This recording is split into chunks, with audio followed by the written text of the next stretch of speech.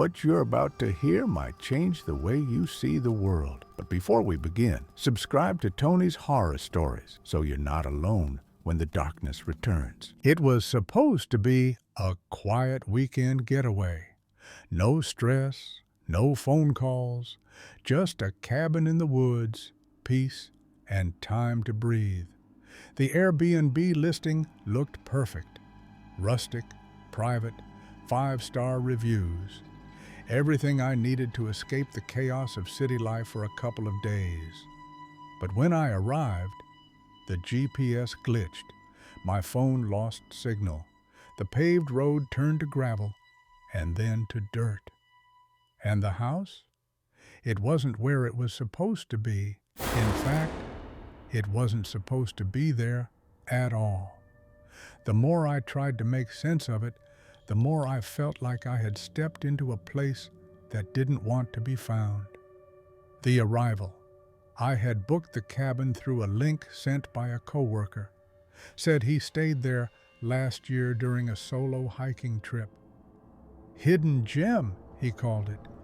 The listing had no host photo, but hundreds of positive reviews with glowing comments like, "Truly magical," "Off the grid in the best way," and "I didn't want to leave." So I trusted it. The road there was long and winding, threading through dense pine forest with no sign of other homes or even traffic. Fog rolled in as I got close, thick, white, and unnatural. It dulled the sun and swallowed sound. When I reached the destination on the GPS, there was nothing, just endless trees. But a few meters off the road, hidden behind brush, I saw an old wooden gate. No signs, just a worn path barely visible in the mist. I followed it, unsure if I was trespassing. At the end of the path stood a cabin, small, picturesque, exactly like the photos, smoke curling lazily from the chimney. It looked lived in, cozy even, but I hadn't passed anyone driving in, and there was no other car. I hesitated for a long moment before stepping up onto the porch. The doorknob turned easily. No lock, no welcome note, just silence and the scent of pine, smoke, and something faintly sweet, like decay. The house with no history. Inside, the house was exactly as advertised. Warm amber light, handmade quilts folded neatly on the couch, a crackling wood-burning stove already lit. But something about it felt staged, as though it were trying too hard to feel homey. There were no family photos, no personal items. Every drawer I opened was empty. The fridge hummed quietly, but it was completely bare. It was like no one had lived here, but someone had prepared it for someone like me. The only strange thing was a single framed photo on the wall, black and white, slightly faded. A family of 4 standing in front of the same cabin. 2 adults, 2 children, their faces scratched out, deep, angry gouges in the paper where the eyes should be. That night, I heard footsteps on the porch, then nothing. Then again, creaking, slow, deliberate, like someone pacing. I opened the door. No one, just fog and the woods. But the smell of smoke had changed.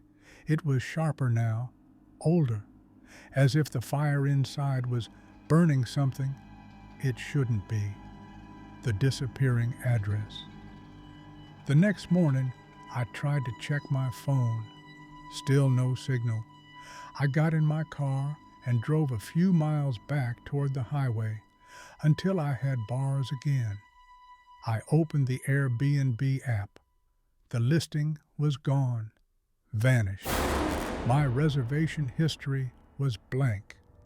The message thread with the host deleted.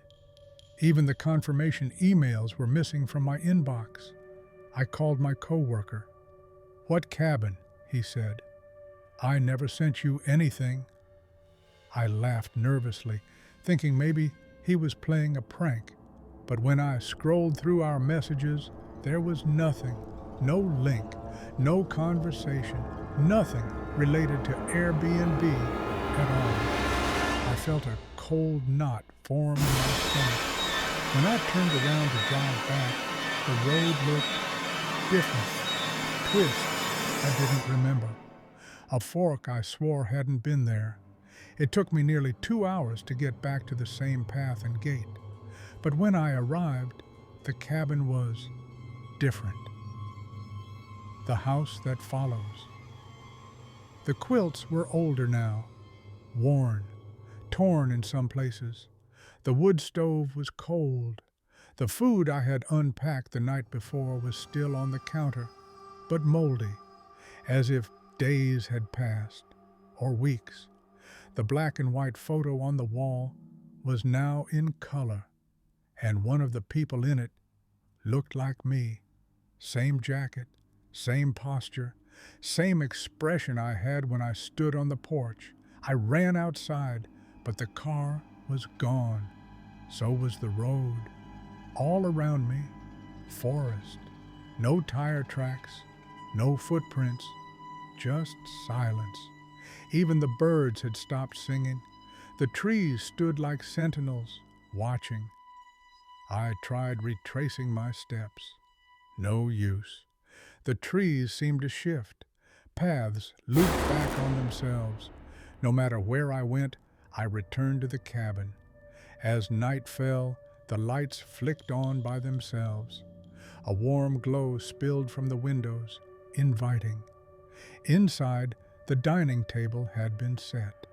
2 plates, 2 glasses, and a new note beside a candle. "Thank you for staying. Tell the next guest we've been waiting." Then came the sound of footsteps. Inside, behind me. I don't know how I got out. I woke up 2 days later, lying in a ditch beside a rural highway. Mud-caked, cold. My car was parked neatly nearby, keys in the ignition. But the odometer said I'd barely driven 10 miles. I told the police, showed them where the path was. We found nothing. No gate, no trail, just dense, untouched forest. But every now and then, I get a push notification from Airbnb. It's always the same listing, same cabin, same photo, same note. Still available, 1 night only. Made it to the end. That says something. If this story made you glance over your shoulder, leave a like, subscribe to Tony's Horror Stories, and keep a little light nearby while you still can.